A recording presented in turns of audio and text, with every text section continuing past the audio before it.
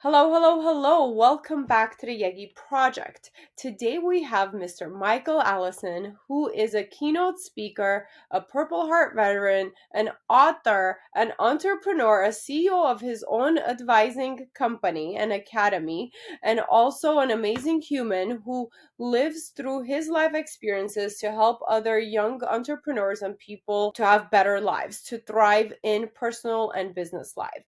Hi, I'm Yegi. I'm an entrepreneur and success coach who wants it all: family, luxury, career, and the freedom to do whatever I want whenever I want. And I'll do whatever it takes to get there. I created the Yegi project to document my journey and inspire others to do the same. My mission is to change the world by influencing and leading others to do what they love and live fulfilled lives. Michael, please tell us, who are you and what do you do? Hey, thank you so much for having me here. I'm Michael Allison, the founder and CEO of the University Academy, aka the Chief Adversity Strategist. And what we do is we help business and individuals lead them through adversities and challenges that they may be facing in their lives. And then we turn those adversities and obstacles into thriving aspects for them into their business or their lives as well, too. Yes, and you got into this business because it was so close to your heart, because of all the challenges you went through in life and overcame and became successful. Can you please share your story with our listeners? How did you get started? You were originally born in Jamaica. Your family migrated to the US. So take us all the way back. Okay. Wow. I grew up in Jamaica, obviously from humble beginnings, as the country is not a country that is built upon wealth and all those different types of things. So kind of you could say we kind of like got it out the mud, if you want to say. Early at childhood, we had a flood, left us temporarily homeless. We had to sit on the roof of our house until the water subsided. That kind of had us kind of struggle for things, but I really learned at an early age just to see the bounce back that my parents had in regards to just being resilient. A couple of years fast forward, we went through Hurricane Gilbert, Category 5 hurricane that destroyed our house again. And at this particular Wow. moment, my parents said that enough is enough. We got to make a change. So with them doing that and having the foresight of like we have to make a better change for ourselves and for our kids, they decided to migrate to America. With them making that decision and doing something like that, they did leave us back with my grandparents. So my grandparents was taking care of us in Jamaica. They went on to New York, and they went to New York to just start trying to make a living for us and things like that. So I understood what it was when they decided to have that sacrifice, just so they could create a better living for us. Eventually, we did come to America. We moved to Miami, Florida. And when we moved to Miami, Florida, I was living with my aunts and another grandparent that was in our family. And then, for me, my first day in America, they picked us up in one of those old school station wagon cars with the wood grains on the How old stripes. were you? I was 8 years old. And, Nice. and when I got here, I saw what it was like to grow up in Miami. Miami was nothing but we came in Overtown. So what I saw was graffitis. I saw like prostitution. I saw drug dealers. I saw crack addicts. You name it. As soon as we got to America in that particular town, the first night that I was there, unfortunately for me, I experienced something that some kids should never experience. But my older family member tried to molest me, and fast forward from there, I joined the Boy Scouts, and I took a trip to Washington D.C. and something similar happened to me there in Washington D.C. on that trip too as well, and that really started to like made me start balling up like all of these different emotions and feelings, especially as a young man, and you Especially don't when you really were so young, yes. right, and you don't really know how to handle those things or never experienced something like that. And just coming from the country that I'm coming from, I'm just a kid just growing up in the country, and now I come into this particular lifestyle, and things have drastically changed for me. Fast forward, I played high school football and had aspirations of going to college, going to the NFL, and sadly for me, I tore my ACL and MCL back to back in high Oh, school, and those opportunities got taken away from me. that was And with not that being meant to be for you. no, absolutely, You were meant for greater things. that's true. That's true. I agree with you. From there, I joined the military, and once I joined the military, had a little setback once I started Marine combat training. But even after Marine combat training, I just continued to persevere. And 9/11 hit, and once 9/11 hit, then you know, I knew that war was inevitable when you join the military, but actually seeing that happen and you having your family members call you and checking on you and asking, "Are you Mm, okay?" and then asking, "Are you going to go to war?" and all those types of things. That's when being enlisted and serving really like meant so much more to me at that particular point. Fast forward, I 2 years later, I found myself in Fallujah, Iraq. And in Iraq, from day one, it was on. We was on different missions, and we was engaged in multiple different firefights, different patrols, and things like that while I was over there. So when you think about it, I've seen the worst of the worst when it comes to combat and fighting for your life, and also protecting the people that's side by side with you, and also learning how to lead troops and learning how to lead people and taking care of them and keeping the mission as important as keeping everyone's safe as possible. And from there, unfortunately, the last mission that we was on, I was hit by a car bomb. My tank was hit by a car bomb, shrapnels from there. The guys that mainly got hit, that was in a Humvee.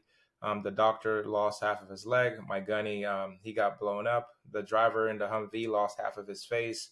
My best friend, he mm, got blown up. He died, and had to put him in a body bag. And from that instance, we had to shoot our way out of there to save ourselves. Once all of that took place, and after that instance, it really taught me the value of like life and appreciating so many things that you do have whenever you're faced with so much challenges, especially when I was in such a high stress situation. I eventually served for another 2 years, but I went to Quantico, Virginia, where I became an instructor, and I was teaching officers how to do the same thing that I just did in Iraq. And it was rewarding in regards to like having that experience and to coming back and giving firsthand knowledge of what it's like over there and how to train people and things like that. So I saw the reward through that aspect. I eventually got out of the service, and when I got out of the service, I worked on the railroad for 5 years. And when I served, I always wanted to have a purpose or a mission in regards to everything that I'm doing. And working on the railroad, I was doing that, managing the railroad from Atlanta to Macon. When it comes to transportation and logistics, managing all of these over 200 employees, I'm managing over 200 miles of territory, and it was a great job, great promotion, all those different types of things, and a great opportunity to be in a leadership role and learning all of these different things around the transportation and logistic part of the business. But the downside to that, being a train master, the job is an on the call job. And the last year that I was there, I got called out for two suicides. And immediately, once I went out to those suicides, it immediately brought me back to my time in Iraq. mm. And, and going through that experience, I never really like dealt with like mental health or focused on any of those types of things. And that's when I decided to go and get some help. For me to go to get some help, I did leave the railroad, and I just focused on myself, and I started helping other veterans, volunteering at the hospitals. And then I eventually went back to school. So I got my bachelor's degree in information security and IT. And then I went back and got my master's degree in business. And lo and behold, I eventually took a job in Washington, D.C., where I became a project manager and a government contractor for the Department of Veterans Affairs. And that was a really good opportunity for me. I was up here managing over $25 million projects and putting software inside of hospitals and building all of Wow. these different things that you see now that's inside of some of the VA hospitals across the United States. So that was quite a learning experience when you have the opportunity to work with like your Oracles, your Microsofts, all of these big name companies that are out there in Washington, D.C. Um, I did that for about 12 years, and my professional life was going really, really well. Career was taking off, and my personal life was not the greatest. Through that stint, I went through two divorces. I had a DUI. I had to take care of that too as well. And during that stint, I was at the lowest point in my life, and I almost took my life and tried to commit suicide when I relocated to South Florida. Um, I was on 13 different medications, and that was when the mental health like started like spiraling for me. And I did a really good job. Like I wouldn't say probably covering it up at work, but my personal life, I was not Mm. really doing that with it. So once I figured out like I needed to change my life and incorporate some different things in my life, I went to Rush University, and Rush University does a great job with working with veterans and helping them understand more about your neurolinguistic programming, learn more about traumatic brain injuries, learn a lot about PTSD. And I did some of the same things too at the Veterans Program in Atlanta, Georgia, and incorporating some of those things in my life and the trajectory just changed. And that's when I said I'm gonna start my own company. That's when I decided to write my book. That's when I decided to do my TEDx. That's when I started creating all of these different things that's around my company. But it was not through those experiences that helped me to change my life, where I could feel like I'm credible enough to go out and help people get through all of these circumstances that I know a lot of people are facing now today.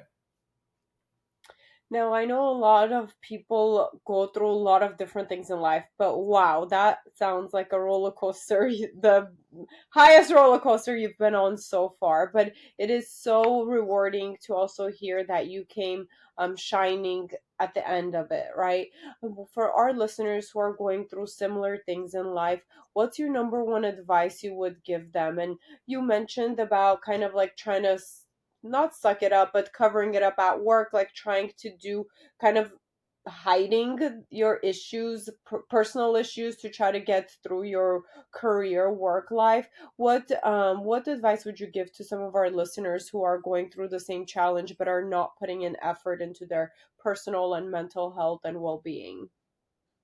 Yeah, first and foremost, I think when it comes to your mental health, for me, I had to learn how to have some self compassion for myself because I was beating myself up a lot. And that's what I would encourage your listeners to do is have some self compassion for yourself when you start reflecting on where you've been to where you're at now.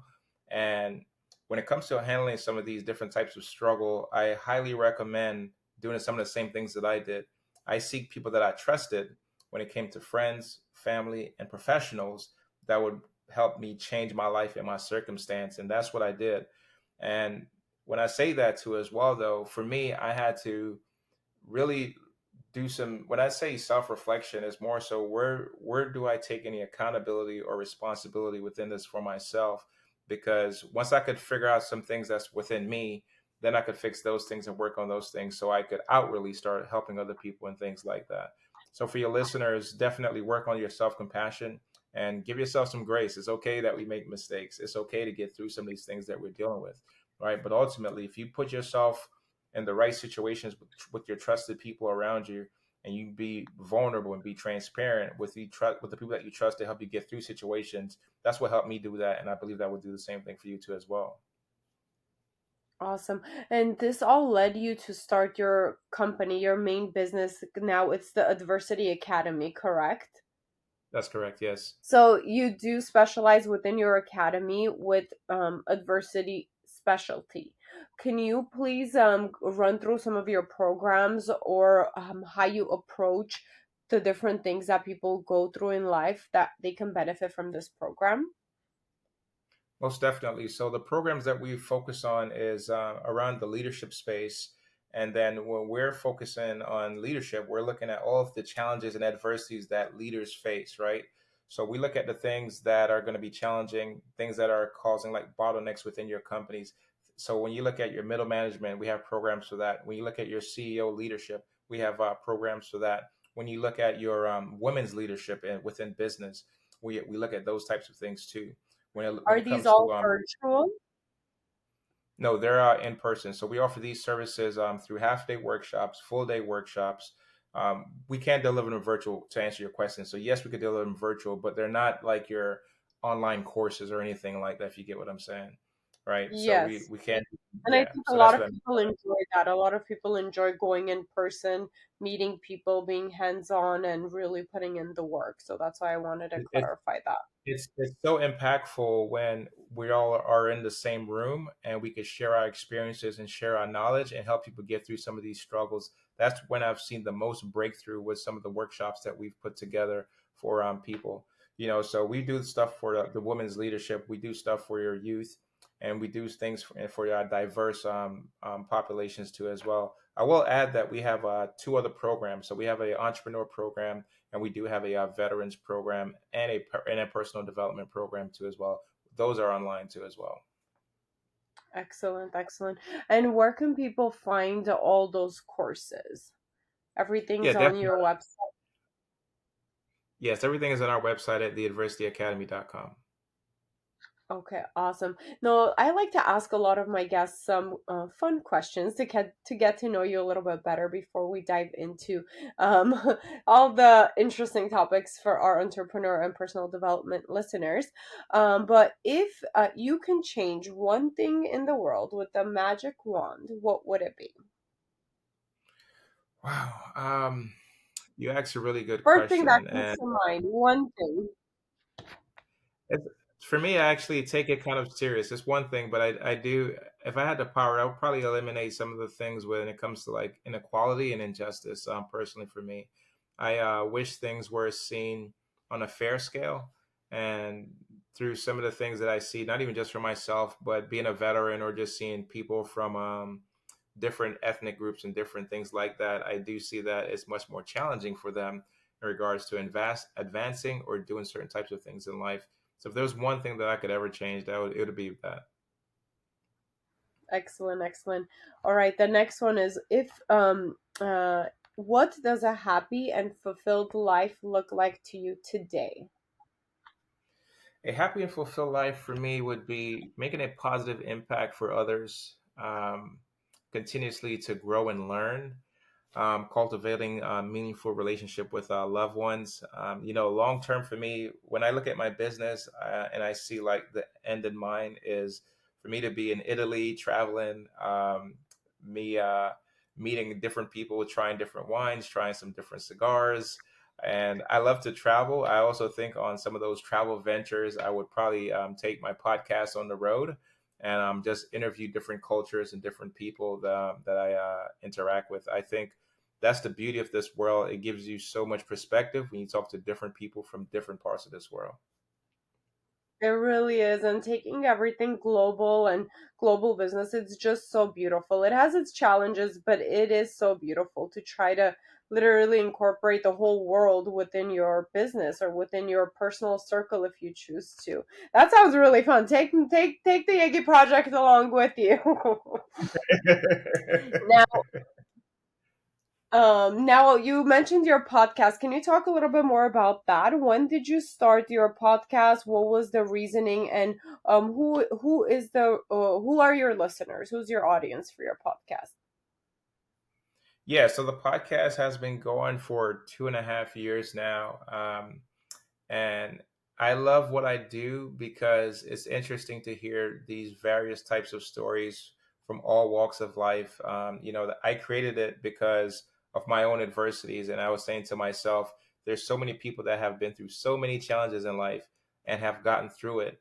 And in regards to like inspiring people, empowering people, and just making an impact, I know that other people's stories could do the same thing too. Because I remember when I was in that low place or low dark place in my life, and I was struggling, and I needed somebody to reach out, help me get through certain types of situation. And I think we created a platform where people could come on and share some of their stories to our listeners, right? So our listeners are a lot of people that are founders, CEOs. Quite a few of them are some athletes that I've interviewed, some of them are politicians that I've interviewed or spoken to, and what I find is that the stories that we have are so impactful. It's amazing. So I've had like Lisa Price come on, and she talks about building her business all the way from her kitchen to selling it to L'Oreal for $27 million.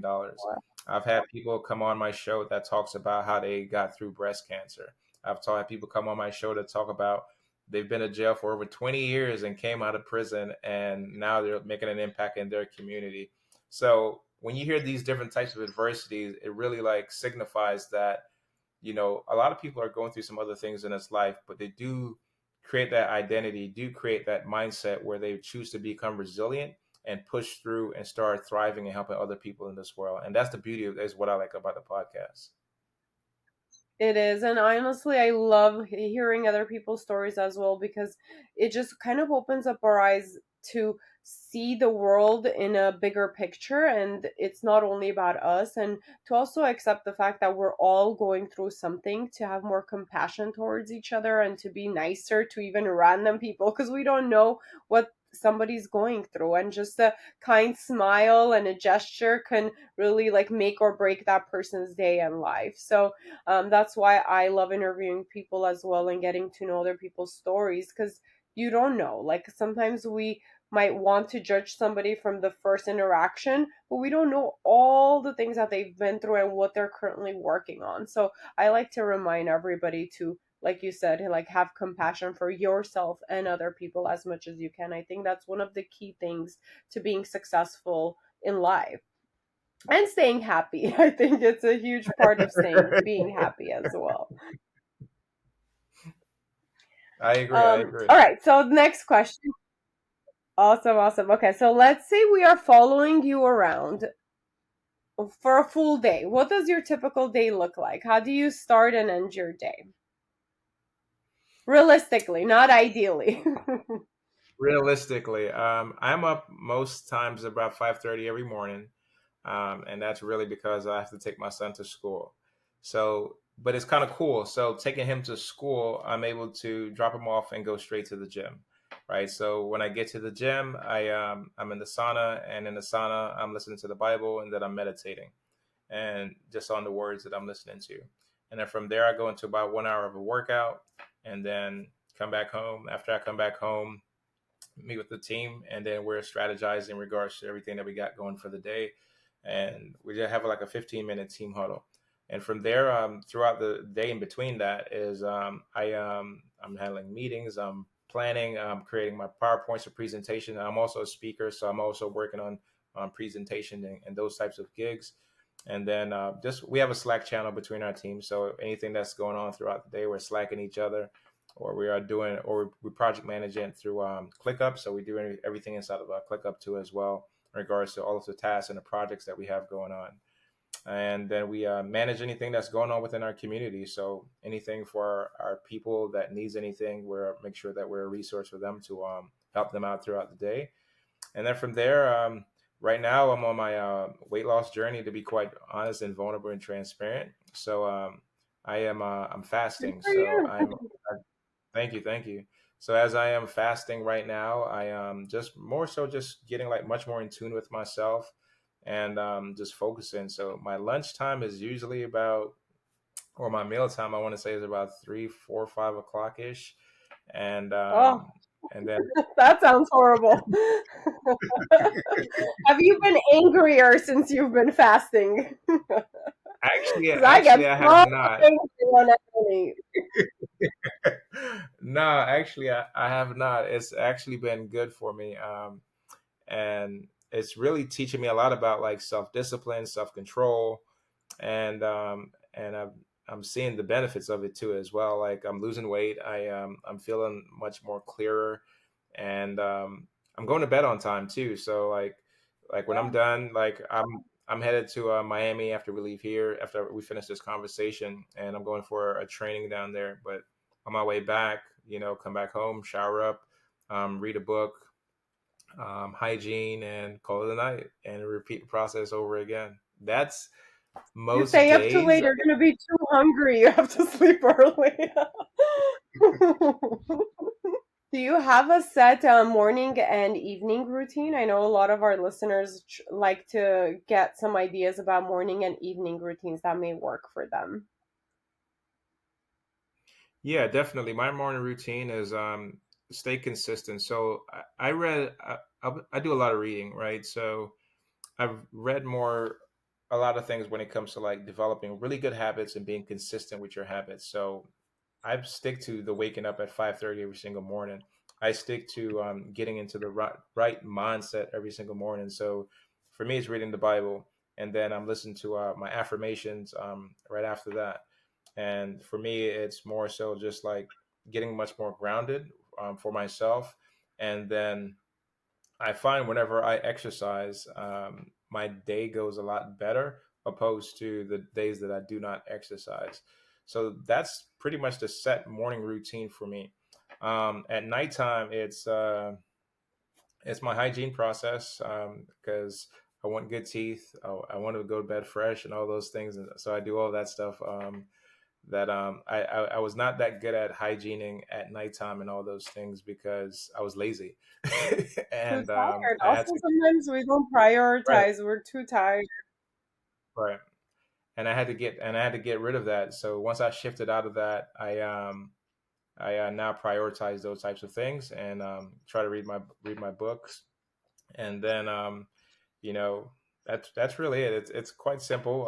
Even at times I do eat dinner with my family. I think that's one of the beauty of being an entrepreneur. You kind of like dictate your own schedule, and being in that space, I try to like make sure I spend time with my family. We sit down and we have dinner together as well, and I get catch up for the day as well. So that I like that cool part about just closing out the day doing that. Yeah, it's definitely beautiful to be able to control your life, basically, to have control over your life so it doesn't take control over you. All Definitely. right, so as an entrepreneur of many businesses, what would you say is some of the qualities that you need in order to be a successful entrepreneur? Mm. I think What one can of our the listeners work on? I think one of the key qualities is I think you do have to have a resilient mindset, resilient attitude. You got to be adaptable.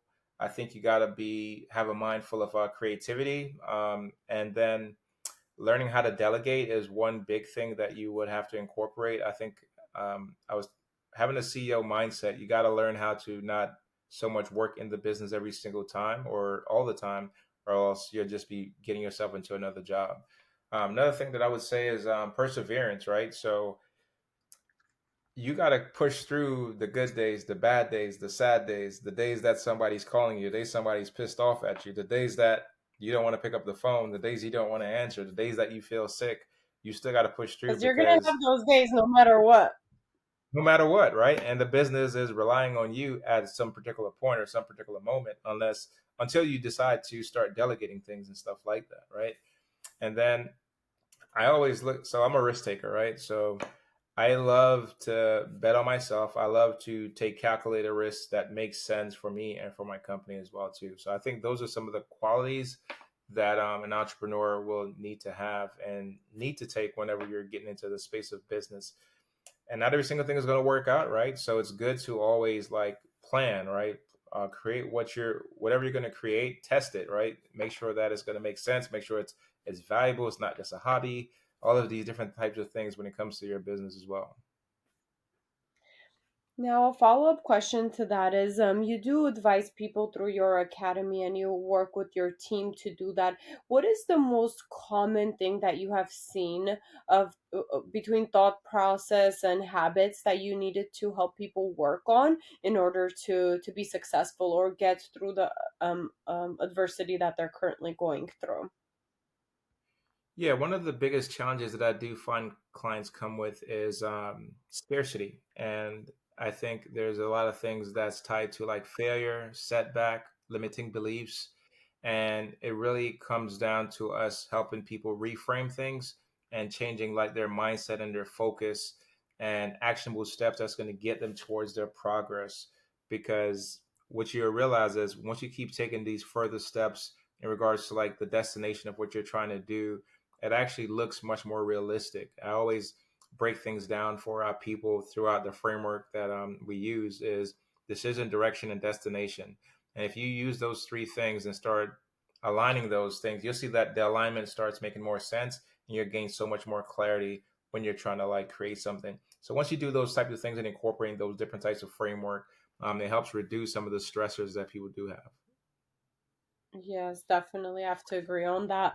Now we talked about challenges. Now within business specifically, you've went through a lot in life and you overcame it by working hard, seeking help, working on yourself, reading books. But as far as business, what is the biggest challenge you've had thus far, and what did you do to overcome it?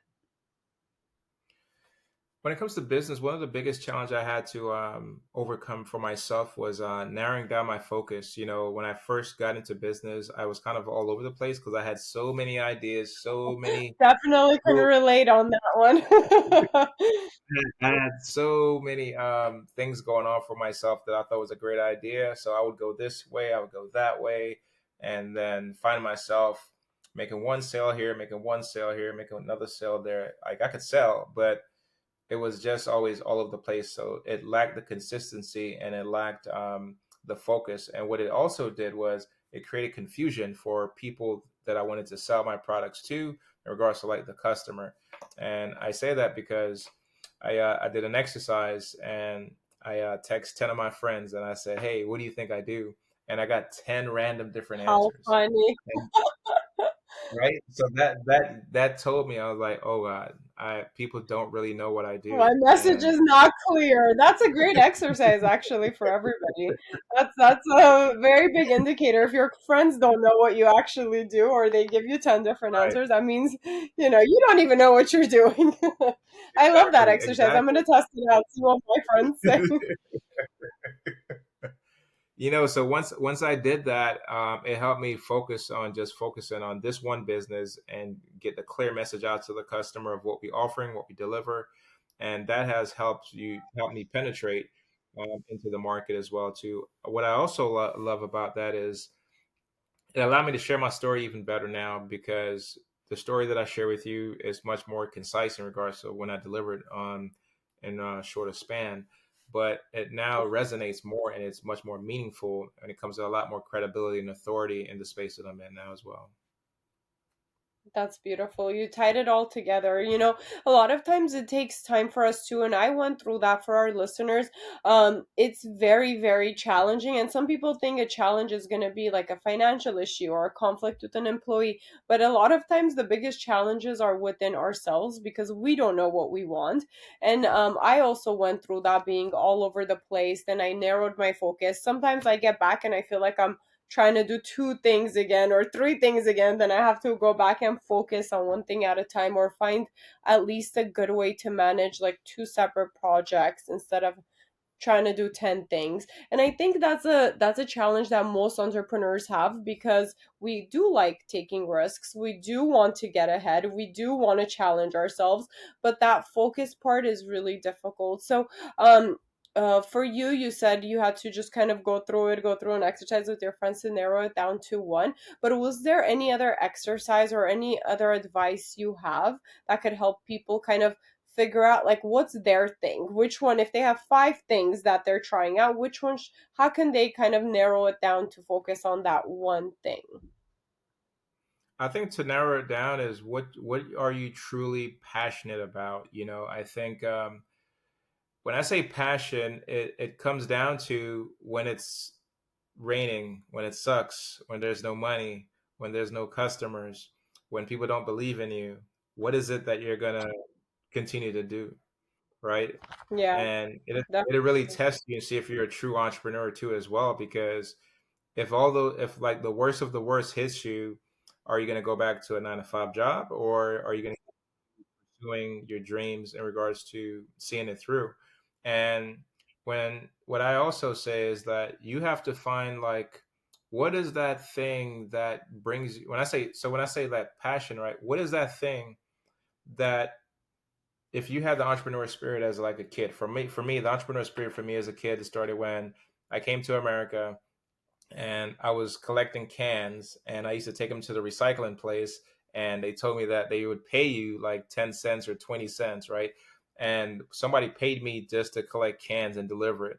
And from there, I took the money that I saved up and I started collecting baseball cards and basketball cards and football cards to the point I have all those same cards with me now today. That's what the money that I generated and created to the cards that I have now And those 1 cents and 10 cents bought me Dan Marino cards, Kobe Bryant rookie cards, Shaquille O'Neal rookie cards, Wow. and the value on those is like immense, right? So from there, you'll see like what is the drive or what is it that's in you that's going to push you to continue to do what you want to do now, to continue to be an entrepreneur. And for me, it's ultimately it's to help people get over challenges and get over tough situations, because I know what it's like to get through like tough challenges and tough situations. Hence why we call the company the Adversity Academy. So I know that I'm in the right space. I know I'm helping people because I could relate to people every single day through challenges and things like that. And I say that so if you choose a quick money scheme sort of thing, you may do it, you may make some money, and it may be fun for some people But too, it's right? But only it's temporary. only temporary. So that's what I would say to anyone. The last thing I would say is when you're in business, I quickly learned that as you accelerate, as you choose to make this choice and you choose to make this decision, your time is very valuable. And you're going to have to learn how to say no to a lot of things. And you can't keep saying yes to a lot of things because it becomes a lot of distractions. It's going to pull you away from your goals and your dreams and things like that. So the last thing I would say towards that is just guard your time. Yes, and I think that it becomes easier when you actually know what you love to do and you have your purpose. It is kind of hard to narrow that down, as we talked about. There's, a lot of different actually programs to help you do that, and I advise people to find the right coach for yourself to help you through that process, because you may be wasting years when you can just pay someone and figure it out within like a couple weeks and then focus and grow your business, make money, right? So find the right coach for you and work on it. I think that's my best advice now. Looking back of the way I did it, I feel like I wasted a lot of time kind of going back and forth. But as far as for you through your experience, can you tell us or tell our listeners what would be kind of your last words of wisdom for them before we sign off, because we are getting close to that time? Absolutely. I would say remember that adversity is not a roadblock, it's just like a detour to the path of like your success, right? And that's what we always tell people that we work with. So you got to embrace these challenges, you got to learn from them, right? You'll find that all of these little experiences and these little bumps in the roads are just lessons that's teaching you and preparing you for when you get to your destination. That's what we always talk about: direction, decision, and destination. It's preparing you to get to that final destination of where you're going to be at. And never underestimate the power of resilience. The thing is, you're much more braver and tougher than you believe or you even think. You just got to push yourself through some of these things. And you'll really truly see that you could get through a lot of things. But it takes a bit of determination on your end. And I think once you go through some of those things, you'll really truly see your strength and overcome some of these adversities that you are facing. Well, that was beautiful. Thank you again, Michael, and thank you for your time. Thank you to our listeners. Please make sure to check out Michael's platforms as well. I'm sure you guys can learn a lot from him, just even from the podcast. We'll link all of that below. But again, thank you for listening. Until next time, bye. Thank you. Thank you for listening. Please rate and review this podcast. Follow and engage with us on social media under the Yegi Project. And if you're interested in being a guest, email info@theyegiproject.com. And don't forget to subscribe so you don't miss out on any future episodes.